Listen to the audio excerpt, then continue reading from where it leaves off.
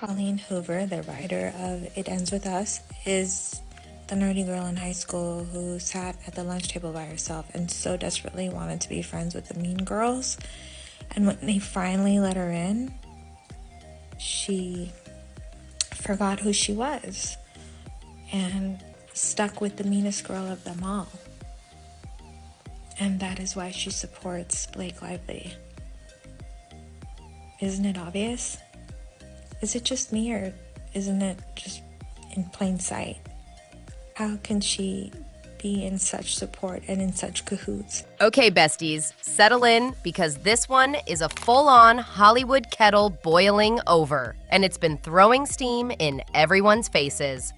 If you thought film adaptations were just about translating pages to screen, think again. This saga reads like a messy family fight, a PR scramble, and a moral debate rolled into one glossy, expensive train wreck. At the center of it all are a best-selling author, a famous actress producer, and a director who apparently tried to steer the ship away from an iceberg.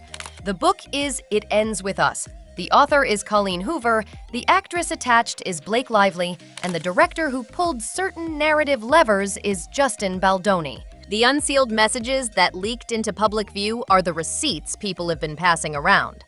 And when you read them, you get a sense of both what happened and why everyone is so heated. Spoiler alert, it's less about who's right and more about what kind of story we want movies to tell when they're based on books that wrestle with trauma, misconduct, and messy human decisions. Let's start with the obvious. Adaptations are never exact. By the time a 300-page book sits in the hands of studio people, a screenwriter, and a director, lots of choices are made. Some changes are practical. You can't fit everything into 2 hours. And some choices are ethical, especially when the book's subject matter is as loaded as intimate partner violence and the consequences of romanticizing or minimizing misconduct. The original book presents a complicated and, to many critics, troubling arc. Lily is in a relationship with Ryle, a charismatic neurosurgeon who is controlling, engages in misconduct, and is ultimately violent. She tries therapy. He attends therapy. They reconcile in ways that leave readers divided. She becomes pregnant, and then the book moves into a co-parenting dynamic that left many domestic violence advocates and shelter operators aghast because, as they put it, it normalizes the idea that therapy and remorse magically fix violent behavior. That's the version on the page, and for a lot of readers, that was already a fraught proposition. Now, fast forward to the film adaptation. Justin Baldoni and his team, who were working with Wayfarer Studios, depending on which press release you read, made a conscious decision. They would alter the ending in a way that removes Ryle from Lily's life, at least in the film's final frame. Instead of returning to co-parent or moving in together while pregnant, the movie gives Lily autonomy at the end. She leaves. She raises her child away from Ryle, and she builds a life that doesn't include him as a partner. For the filmmakers, that choice was about responsibility. They'd consulted domestic violence experts and dug into statistics and felt a duty to avoid implying that misconduct can be neatly handled through incomplete therapy in a condensed narrative. They worried about the message a cinematic portrayal could send to impressionable viewers. If you show a person who mistreats being forgiven with a few therapy scenes and then give him a co-parenting role with little context on the heavy lifting required to actually change, the film risks normalizing harm. This is where the blow-up begins. Colleen Hoover, the author whose relationship with her fan base is famously intimate and who runs a huge Facebook community that functions more like a fandom turned cult of reading, understandably has a stake in how her story is adapted. Authors often do, but in this case, Colleen was reportedly baffled and hurt by the choice to alter Ryle's on-screen fate. The texts that were unsealed show her pushing back, accusing the studio of sidelining her, and insisting she'd been excluded or misrepresented. On the other hand, the filmmakers and studio folks were sending screenshots back that suggested Colleen saw script drafts and had discussions, that she was not, as she later claimed publicly, left out of the decision-making process entirely. The tension escalated into a PR war of sorts, and what fans are left with is a very noisy argument about intent, control, and responsibility. One key detonator in the dispute was an article, a sort of explanatory piece, about why the end of the film had been changed. Wayfair posted it, and Colleen reacted as though it fueled a narrative that attacked her. She asked that the post be deleted, and said it made her look like the villain. The studio, meanwhile, argued that the article was simply explaining the creative rationale. The filmmakers considered ways to show Ryle in therapy or demonstrate a believable path to change, but ultimately decided that portraying full reformation in the limited space of a movie would be irresponsible and likely unrealistic. That is a defensible, artistic, and ethical stance, and at its heart, it's a question. When you have a platform, what obligations do you have to impact communities? Do you privilege the literal letter of the source material because fans expect fidelity? Or do you adapt with the precaution that a visual medium amplifies messages in ways the page might not? Layer onto this the messy choreography of control. Colleen, according to the messages, felt love-bombed by Blake at some point, meaning she was made to feel welcomed, important, and trusted in a way that then shifted into a different tone when disagreements arose. That dynamic is human. You bring in a creator, you tell them they're valued, you collaborate, and sometimes when hard decisions have to be made, the relationship fractures. The texts allegedly show Colleen demanding that only she should be allowed to adapt her work moving forward. That's a bold ask, especially once a property is optioned and sold. When you sell rights, studios expect latitude.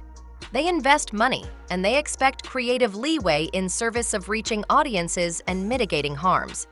The studio's answer, linked to in those documents, was basically, yes, you can be involved, but you cannot control every single aspect. The financial and legal reality is messy, and the public fight made that reality look ugly. One of the other details that blew up the internet was a so-called tattoo thing, a donation conversation, and the appearance of a documentary that apparently never made it into the final plan. The donation issue is particularly instructive about the kind of performative miscommunication that can happen when authors and studios don't have the same expectations. Colleen had asked for proceeds to be linked to domestic violence causes. The studio's lawyers reportedly said they couldn't make donations in her name without legal complications. The exchange left Colleen feeling disregarded, and she aired that hurt. Small battles like that pile up psychologically and drive people to assume the worst about motives. When you are an author whose work meant a certain thing to thousands of readers and shelters, and then the corporate machinations of moving a book to a film don't mirror your values in the way you prefer, you can feel rather solitary and very public about that solitude. It's easy to see how that kind of wound could morph into a bigger feud. If we pull back, the central substantive issue is actually about the narrative message. The book's arc suggested that Ryle might be fixable through therapy and time, at least to the extent that Lily would willingly co-parent and live in close proximity to him after violence. Domestic violence shelters and advocates pushed back, arguing that the depiction risks normalizing misconduct and downplaying the long, juiceless reality of cycles of violence. Statistics and shelters were cited as reasons to be wary of showing a redemption arc as reasonably achievable in a short cinematic format. Justin Baldoni and his team apparently took these warnings seriously and reworked the storyline so that the film culminates with Lily leaving and claiming agency over her life and her child. Again, that is an artistic choice rooted in ethics. And when you're balancing fidelity to a popular book with a duty not to minimize harm, the film decision becomes a moral editorializing of its own. Then there's the sequel problem. The second book in the series hinges on co-parenting dynamics, the messy, complicated, public conversation between a woman who has a new partner and an ex who still plays a role in the child's life. If the film removes Ryle entirely from Lily's arc, the scaffolding for a sequel, at least one faithful to the second book, disappears. The studio and director claimed they couldn't make the sequel without undoing their ethical choice, or creating a jarring retcon that would force them to explain why Ryle is suddenly reinserted into the family's life. From Colleen and Blake's perspective, that is a financial blow. Sequels are lucrative, and the prospect of extending the franchise likely played into negotiations and expectations. So, a major motivator in the clash was not just art versus ethics, but profit and creative control. Colleen saw the inability to make a sequel as a direct consequence of the filmmakers' choices.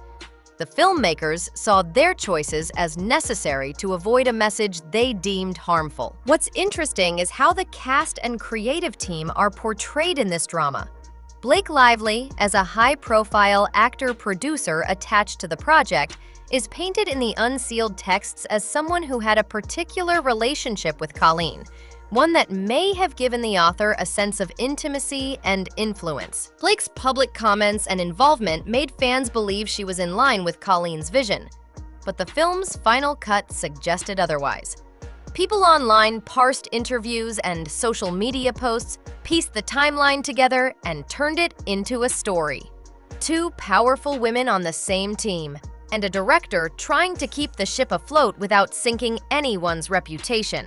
To fans, the swirl of unsealed messages made for delicious fuel. Alliances, betrayals, legal documents, and the scent of a behind-the-scenes power struggle. Meanwhile, Justin Baldoni's role becomes a study in difficult stewardship. He's the guy who had to look at the holistic impact of telling this story, who had to listen to domestic violence experts, and who apparently decided that the movie medium couldn't responsibly depict a full arc of a person's reformation without showing the data, the complexity, and the ongoing work required. He argued that, statistically, most people who engage in misconduct relapse into old behaviors, and that portraying a clean arc of redemption could mislead viewers. Whether one agrees with that assessment or not, it's not inherently malicious. It's a director trying to wrestle with narrative responsibility. The problem was that Colleen and others read that choice as an erasure or a betrayal, not as a protective choice. In the world of fandom and creation, perception matters, and the lack of a shared, transparent process made the perception of betrayal hard to reverse. Part of what makes this whole mess so fascinating is how public everything is. 10 years ago, a disagreement about a film ending would have been handled behind closed doors. Now, with screenshots, communities like cohorts, and a media ecosystem hungry for drama, a private dispute becomes public theater. Fans pick sides. The commentary industrial complex, podcasters, reaction channels, gossip bloggers spin out multiple takes. Each side's narratives get amplified. In the middle of it all are the people who actually matter least in the PR war, but most in the human cost analysis. Survivors of misconduct, their advocates, and readers who felt connected to the character of Lily. They were the ones asking, does this film help survivors? Does it make the issue clearer or more confusing? Is it responsible to show a co-parenting scenario that could be dangerous in real life without fully dramatizing the safeguards and work needed to make it safe? Those are not small questions. They represent the heavy stakes when popular culture depicts trauma. There's also the wince-worthy human side. Petty hurts turned public. Colleen's complaints about not being able to read the script until certain moments, or being left out of the documentary plans, or the tattoo controversy, all reveal the emotional rawness that sits behind professional decisions. When you give someone a creative work that is theirs in spirit and the mechanics of production marginalize them, it stings. Yet the studio's legal and logistical obligations, needing to protect the brand, the messaging, and the legal exposure, are also real. Lawyers and PR teams do not have to be cruel to be controlling. They are often risk minimizers. The tension between creative ownership and corporate liability is as old as adaptations themselves. One can't avoid the financial subtext either. Colleen's books are enormously successful, and the prospect of a franchise is tantalizing. Sequels equal sustained revenue, brand deals, and more. A heartbreakingly ironic twist in this story is that a choice made to protect vulnerable viewers, to cut the person out of the protagonist's life, also removes the narrative engine that could have funded more books into film projects. It's a cruel kind of consequence. Do the right thing ethically, and you may doom a profitable creative universe. Do the commercially viable thing, and you risk normalizing harm. No wonder people got angry. If we look at the text exchanges that leaked, they read like a raw human archive. They contain drafts of statements, emotional pleas, defensiveness, and the small clarifications that people hope will make them look reasonable. One message from Justin is neat and brief. He's apologetic, reiterates care for Colleen, and points out that he's stuck to a consistent message about the film. The studio's back and forth tries to show that they didn't smear anyone and that they were actually trying to protect the story and people involved. Colleen's replies, by contrast, are full of hurt and accusations of being left behind. Read together, the messages offer an intimate snapshot of a clash that could have been quiet but became a very loud public spectacle. At heart, what this tells us is one of two things, sometimes both at once. Either Hollywood needs better processes for including authors in adaptations, or authors need to learn what selling options really entail. Or maybe neither needs a simple lesson, because human emotion will always complicate contracts. Colleen's intensity is understandable. Her community is tight-knit and invested. Justin's caution is defensible. He's aware of how film reaches people. Blake's alignment with Colleen is both natural and complicated. Collaborators bond, but they also work for different ends sometimes. The backlash and the division also reveal something about fan entitlement. Fans want faithfulness. They crave fidelity to the book they loved, but they also want adaptations that are sensitive and responsible. When the two desires conflict, the choices create furious debate. And because we live in an era where fandom has real economic power, that fury can motivate legal asks, social media campaigns, and sometimes even studio policy reconsiderations. But there is a difference between demanding fidelity because you loved the book and demanding that a film replicate harmful dynamics without interrogative framing. That distinction is crucial, but often lost in the melee. All of this boils down to a messy human question. Who gets to decide how stories that matter to communities are told? Is it the original creator who knows every intimate detail of the character? Is it the director who must make a film that can be responsibly watched by millions? Is it the actor-producer whose face sells a project to the public? Each has a stake, and none can unilaterally decide without consequences. The It Ends With Us controversy is a case study in the negotiation of authority, artistic, ethical, and commercial, in a media ecosystem where stakes are simultaneously symbolic and literal. And then there's the ending of the ending. Even if the PR spat dies down, all the actors involved are now branded by the fight. Colleen will be seen by some as a defending creative, by others as fragile or controlling. Blake will be seen as a collaborator, and perhaps complicit in edits fans disagree with. Justin will be framed by some as a protector, and by others as the man who took a lucrative sequel off the table. The studio is the faceless corporate center everyone points to when emotions are high. Meanwhile, the people who matter most, survivors, vulnerable readers, and the actual children these stories affect, remain in need of thoughtful representation and, crucially, real-world resources beyond cinematic choices. I'll leave you with a thought. This drama shows how much power stories have. When a tale about misconduct moves from page to screen, the choices the creators make ripple outward beyond art. They inform viewers about what's possible, what's forgivable, and what's dangerous. The people making those choices will always be torn between storytelling and stewardship. What we as audiences can do is pay attention enough to demand better. Better care for survivors, better transparency about creative choices, and better processes so that collateral hurt can be minimized. That's not an easy fix. But if the whole blow-up teaches us anything, Maybe it's that narratives need to be handled with care when they step out of the quiet intimacy of a book and into the megaphone of film. The rest is theater. And theater, as always, is messy human life doing its best to be understood.